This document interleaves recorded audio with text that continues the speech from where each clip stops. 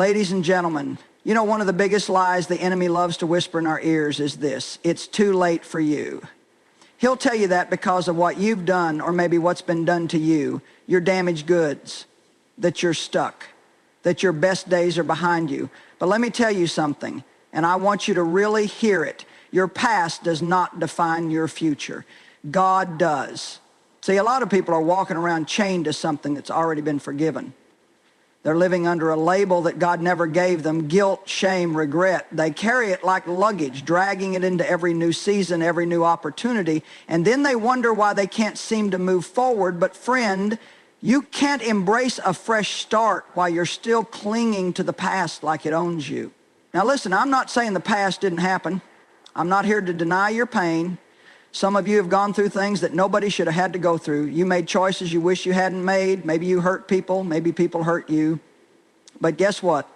None of that, none of it has the final say in your life.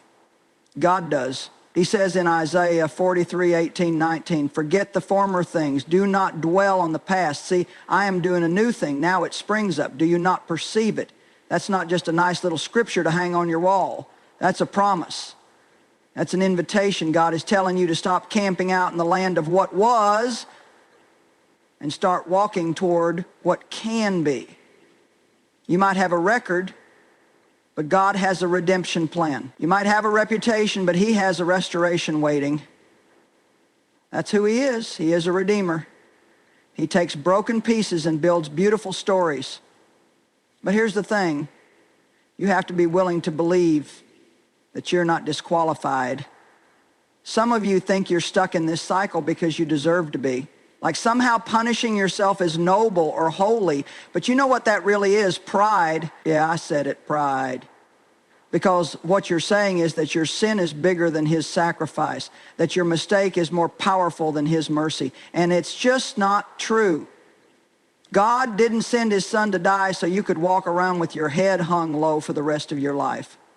He came to give you life, real, abundant, overflowing life. And I know someone's thinking, but I've tried before. I've messed up again and again. Hey, welcome to the club.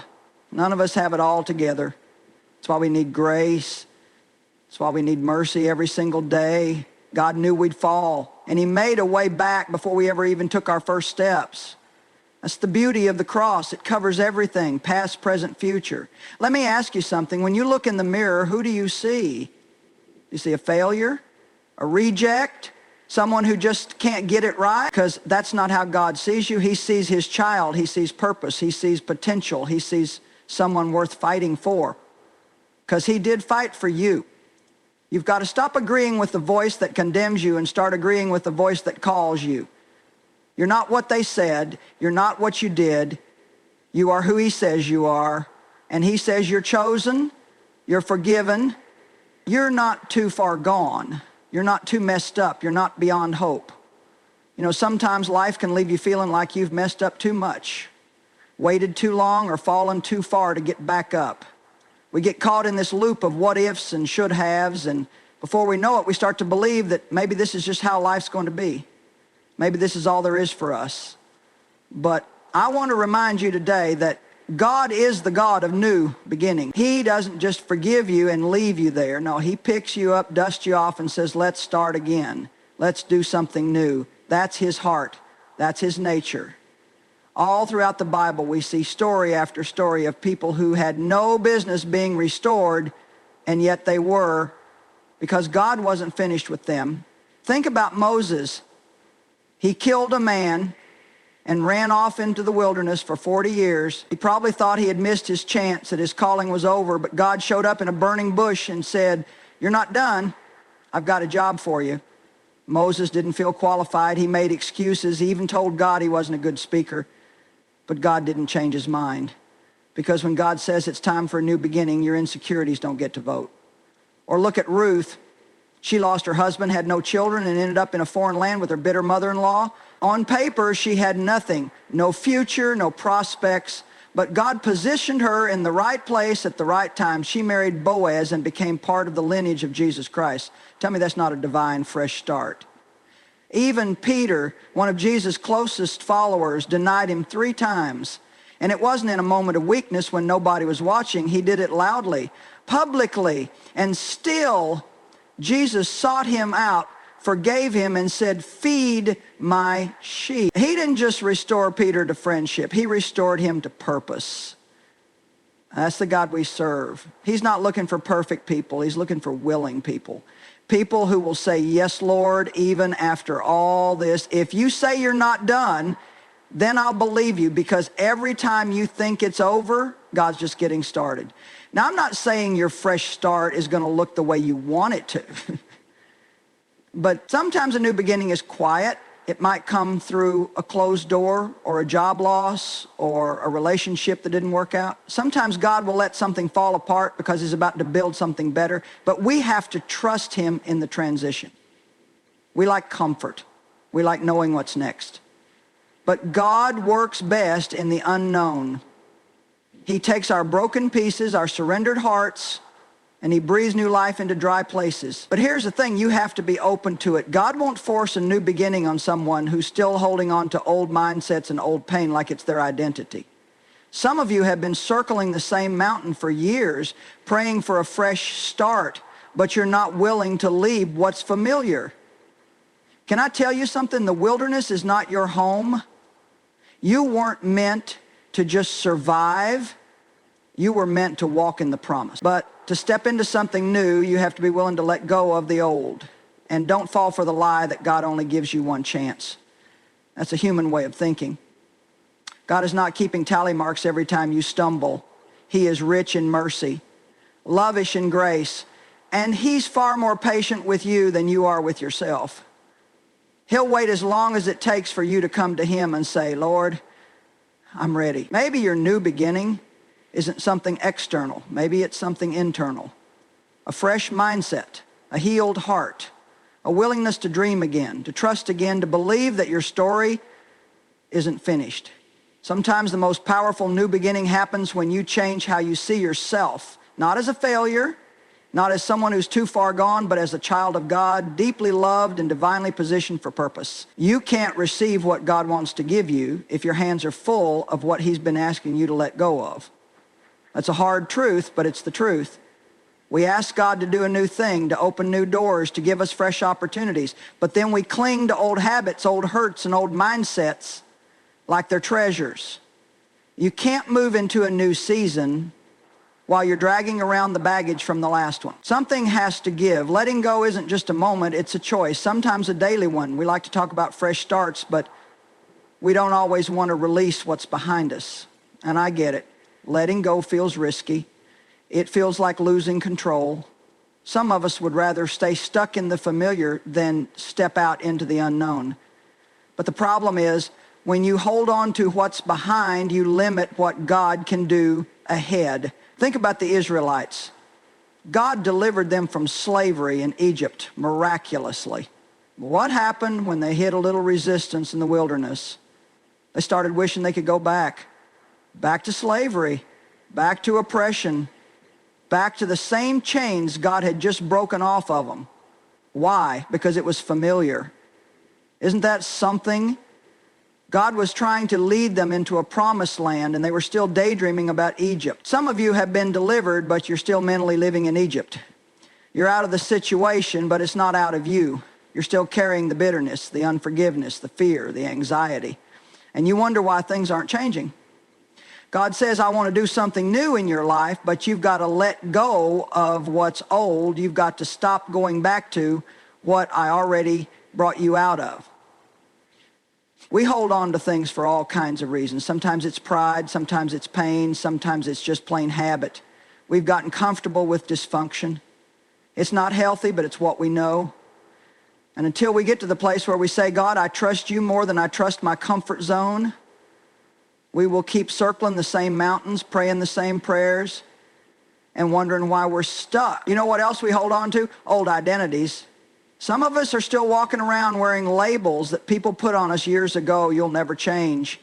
You're not good enough. You always mess things up. And we start to believe it. We let those words define us. But if you're going to step into the new thing God has for you, you've got to stop living according to someone else's opinion of you and start living according to God's truth. He calls you loved, He calls you chosen, He calls you His. And it's not just about what other people have said, it's what we've said about ourselves too. Some of you have made inner vows. I'll never trust anyone again. I'll always be alone. Nothing good ever lasts for me. And now those words have become walls that keep blessings out. God wants to pour something fresh into your life. But your heart has to be open, and that starts with letting go of the old declarations and making some new ones rooted in faith. Letting go also means releasing control. That's a tough one. Some of us want a fresh start, but we want it on our terms. We want God to bless our plan, fix our situation, answer our prayer exactly the way we want Him to. But real surrender says, God, not my will, but yours. It says, even if it looks different than what I pictured, I'll trust you anyway. Because here's what I've learned. When you let go of what you thought you needed, God gives you what you truly need. He sees the full picture. He knows what's up ahead. He knows what needs to fall off of you so you can rise into the person He's called you to be. And sometimes, let's be real, it's not a bad thing we're holding on to. Sometimes it's a good thing. A relationship that brought comfort. A job that gave us security.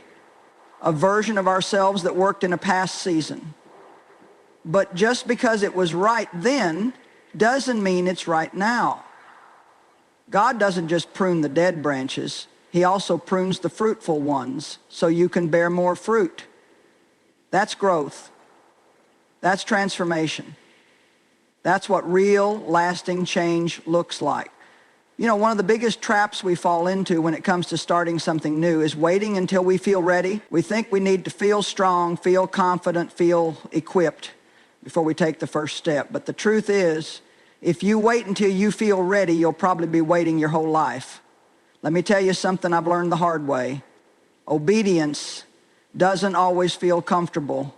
In fact, a lot of the time it feels the exact opposite. You might feel nervous, insecure, unqualified, and that's okay. God never said, wait until you feel brave or go when you feel confident. What He says is, trust me, go. And when you take that step of obedience, even if your knees are shaking, His strength meets you right there. See, feelings are fickle. They're all over the place. One day you wake up and feel like you can conquer the world. The next day you don't even feel like getting out of bed. And if you let your feelings be your guide, you'll end up going in circles. But faith isn't about feelings. Faith is about action. It's about stepping out even when everything in you wants to stay where it's safe. Think about Noah. God told him to build a giant boat in the middle of dry land because a flood was coming.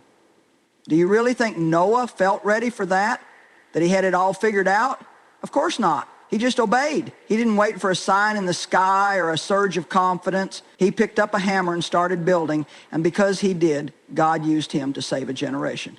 Or what about Mary, a teenage girl told by an angel that she was going to carry the Son of God? She didn't have a resume. She didn't have a title. She didn't have a plan. All she had was a willing heart. She said, let it be to me according to your word. That's faith. That's what it looks like to say, God, I may not feel ready, but if you say I'm chosen, I'll go. Sometimes we confuse readiness with comfort. We want everything to be perfectly lined up, perfectly organized, perfectly planned out before we make a move. But that's not how God works. He doesn't always show you the whole staircase, just the next step. And when you take that step, even when you're scared, even when you feel small, He proves Himself faithful. Let's be honest. A lot of us are afraid of failing. We think, what if I try and I fall flat on my face? But can I flip that question for you? What if you don't try at all? What if you stay stuck in that same place year after year because fear keeps you paralyzed? At some point you have to decide that obeying God is more important than protecting your ego. And here's the good news. God doesn't call the qualified, He qualifies the called. He's not looking for the most talented, the most educated, the most confident. He's looking for someone who will say yes. That's it. A simple, surrendered yes in the face of fear carries more power than all the degrees and credentials in the world. You don't have to feel bold to be bold. You don't have to feel strong to move forward. Sometimes real strength is just saying, God, I'm scared, but I'm doing it anyway. It's waking up each day and choosing obedience over comfort, choosing faith over fear, choosing purpose over procrastination. And let's not forget, your enemy knows that if you ever really step into what God has for you, you'll become a serious threat to the kingdom of darkness. So of course he's going to attack your mind. Of course he's going to plant seeds of doubt and insecurity, because he knows if he can keep you stuck in your feelings, he can keep you from your future. But just because you feel afraid doesn't mean you are defeated. Just because you feel unqualified doesn't mean God can't use you. And just because you feel uncertain doesn't mean you aren't right where you're supposed to be. Let's talk about something a lot of people don't like to hear. God will not do your part, and you can't do his. A fresh start isn't just something that falls out of the sky while you sit on the couch. It requires partnership. God brings the power, the grace, the direction, but you've got to bring your obedience, your willingness, your effort. We ask God for change, but then we expect him to do everything for us instead of with us. We want breakthrough, but we don't want to take responsibility. We want the blessings, but we don't want to build. But the truth is, fresh starts come when heaven and earth cooperate, when God moves and you move with him. Think about the story of Lazarus. Jesus raised him from the dead, right? Spoke the words and called him out of that tomb. But if you look closely, Jesus told the people around Lazarus to take the grave clothes off. He could have snapped his fingers and done it himself, but he didn't. Why? Because God always invites us into the process. He does the miraculous and we do the practical. Some of you are praying for a fresh start, but you're not doing your part to unwrap the grave clothes. You're still wrapped up in the habits, the mindsets, the people, and the places that are keeping you bound. And you're waiting on God when really he's waiting on you. He's already said, come out, but now it's your move. See, there's something powerful about taking action in faith. It's not about earning God's favor. He's already given that freely. It's about showing up and doing what only you can do so God can show up and do what only he can. He's not going to fill out that job application for you. He's not going to walk away from that toxic relationship for you. He's not going to delete that secret addiction from your phone. That's your part. And when you do what's in your hands, he will show you what's in his. Look at Joshua. God told him he'd give him the promised land, a fresh start, a new territory, a land flowing with milk and honey. But did he just drop it in his lap? No, Joshua still had to march, still had to fight, still had to trust. God gave the victory, but Joshua had to step onto the battlefield. That's partnership. That's the rhythm of faith. We love to say God's in control, and he absolutely is, but don't use that as an excuse to stay passive. Faith is not passive. Faith works. Faith moves. Faith acts. It says, God, I believe you're making a way, so I'm going to walk like the way is already made. You don't wait for every obstacle to move. You walk until they do. And sometimes they move while you walk. Sometimes your fresh start will come in the form of a tiny opportunity, and it won't look like much at first. But when you take what's in your hand and offer it to God, he breathes on it. He multiplies it. He turns a few loaves and fish into a feast.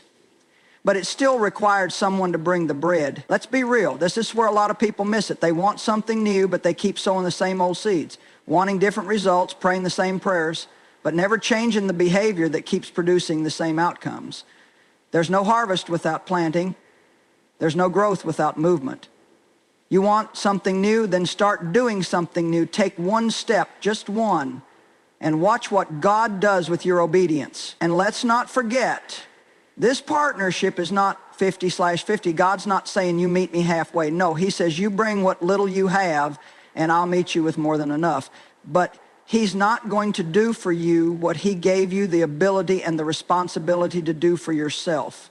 He gave you a mind, a mouth, a body, and a spirit, all for a reason. He expects you to use them. You might be saying, but I don't know where to start. Start where you are, use what you have, do what you can. It's not about perfection, it's about direction. It's about saying, God, I'm willing, because willingness is the open door through which God walks in and does the impossible. He's not looking for superheroes. He's looking for people who will partner with him, even if it's messy, even if it's scary, even if it costs something. Let me tell you something. Your words have power, and when you're stepping into a fresh start, when you're walking into something new, you better be real careful what comes out of your mouth. because your words can either build up or tear down. They can either water your new beginning or poison it before it even takes root. The Bible says life and death are in the power of the tongue. Not kind of, not maybe, life and death. That's serious. What you speak has weight in the spiritual realm. You can be praying for change while still speaking defeat, and that's like trying to drive with one foot on the gas and one on the brake. You go nowhere. You can't speak failure and expect victory. You can't speak fear and expect faith. You can't speak doubt and expect miracles. What you say matters. What you confess over your life sets the tone for how you walk into your new season. See, when God created the world, he didn't just think it into existence, he spoke it. He said, let there be light, and there was light. His words carried creative power. And here's the thing, you were made in his image. That means your words have creative power too. You can shape the atmosphere of your life by what you allow to come out of your mouth. If you want to embrace your fresh start, you have to stop speaking like you're still stuck in your old season. You have to change your confession. Instead of saying, I'll never change, say, God is working in me and I'm growing every day. Instead of saying, I always mess things up, say, I may fall, but I get back up with God's help. That's not denial, it's faith in action. You know who else had to change their words? The Israelites. God had delivered them, provided for them, led them with fire and cloud, but they constantly grumbled, complained, and spoke fear. And because of their words, they wandered in the wilderness for 40 years. They had the promised land within reach, but their mouths kept them from entering.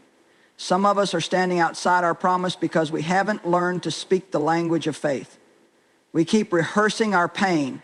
We keep repeating the lies the enemy whispered in our lowest moments. We speak curses over ourselves without even realizing it. I'm so stupid, I'm always broke, nothing ever works out for me, and then we wonder why our lives feel stuck. Listen, your mouth is either partnering with God or partnering with the enemy. There's no neutral ground. So which one are you agreeing with? What are you declaring over your situation, over your family, over your future? You can't keep cursing what you want God to bless.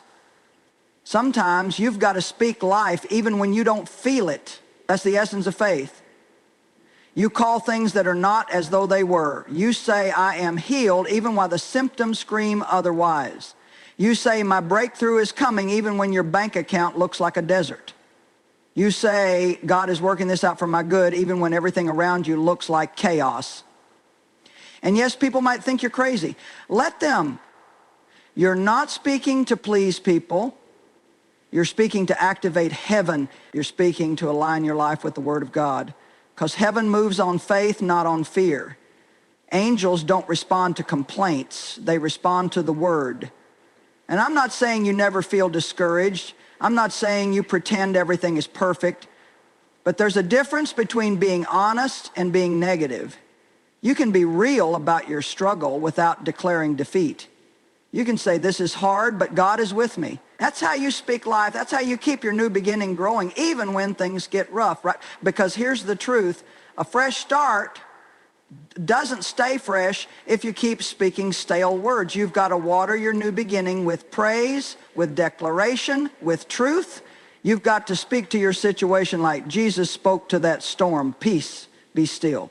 You've got to speak to your soul like David did. Why are you downcast, O my soul? Hope in God. You've got to speak to your future like you believe God is already in it, making a way, opening doors, preparing blessings you haven't even seen yet. If you're serious about embracing a fresh start, one of the most important things you'll ever do is take a close look at who's walking with you. Because the truth is, not everyone can go where God is taking you. Some people were a part of your past, but they're not meant to be part of your future. And if you don't learn how to recognize that, you'll end up dragging dead weight into a season that requires freedom and focus. Let's just be honest. Relationships shape us. The people around you influence your mindset, your habits, your choices, and even your level of faith. Proverbs says, he who walks with the wise grows wise, but a companion of fools suffers harm. That's not a maybe. That's a guarantee. If you hang around people who are negative, unmotivated, and constantly complaining, don't be surprised when you start sounding like them. If the people in your circle don't challenge you to grow, you're probably not growing. God didn't create you to do life alone, but he didn't call you to walk with just anybody either. When you're stepping into a new season, you need people who can speak life over you, not drain the life out of you. You need people who will pray with you, believe with you, and even correct you when you start to veer off course. That's what real community looks like. Some of us keep trying to hold on to relationships God has been nudging us to release. We're so afraid of being alone that we tolerate people who pull us away from our purpose. But sometimes separation is elevation. Sometimes you've got to let go of what's familiar to receive what's fruitful. And yes, it hurts. Yes, it's uncomfortable, but obedience is more important than comfort. And don't get it twisted. Not everyone who claps for you is cheering for you. Not everyone who hangs out with you is loyal to you. Some people are just along for the ride until it costs them something. But when God starts to shift things in your life, watch who gets uncomfortable. Watch who tries to pull you back into old habits, old patterns, and old attitudes. That's your sign. Jesus had 12 disciples, but even he had an inner circle, Peter, James, and John. He didn't take the whole crowd with him up the mountain. He didn't share every moment with every person. Why? Because some places require privacy. Some seasons require select company. You don't need a crowd to walk into your calling. You need clarity. And that often comes with being surrounded by the right people. And let's not forget, this works both ways. If you want the right people around you, you've got to be the right kind of person too. You can't expect to attract faith-filled, purpose-driven, honest, and encouraging people if you're always gossiping, doubting, and pulling others down. You reap what you sow. So start being the kind of friend, leader, partner, or mentor that you're praying for. It's also worth saying, some people are seasonal, and that's okay. God brings certain relationships into your life for a specific time or assignment. They help you grow, stretch, and even heal. But when the season changes, don't try to force them to stay. Let God bring in the new. Trust Him to surround you with people who fit your now, not your then. And while we're on it, be very careful about isolation. It's one thing to protect your peace, but it's another thing to isolate because of past hurt. The enemy loves nothing more than a believer who is isolated, discouraged, and trying to handle everything alone. Don't fall into that trap. Ask God to lead you to the right people, people who love Him, who walk in truth, and who will speak wisdom over your life when you can't see straight. You also need people who will remind you of who you are when you forget. People who will say, hey, don't go back to that. God has more for you. People who know your calling and won't let you settle for less. People who don't just know your potential but will hold you accountable to walk in it. That's the kind of support that builds legacy. That's the kind of community that sustains your fresh start when life gets hard and your feelings try to lie to you. And sometimes God will send people into your life not to be comfortable companions, but to stretch you. People who speak the hard truth, who challenge your thinking, who call you higher. Don't push those people away just because they don't flatter you. That may be the very voice God is using to prepare you for what's next.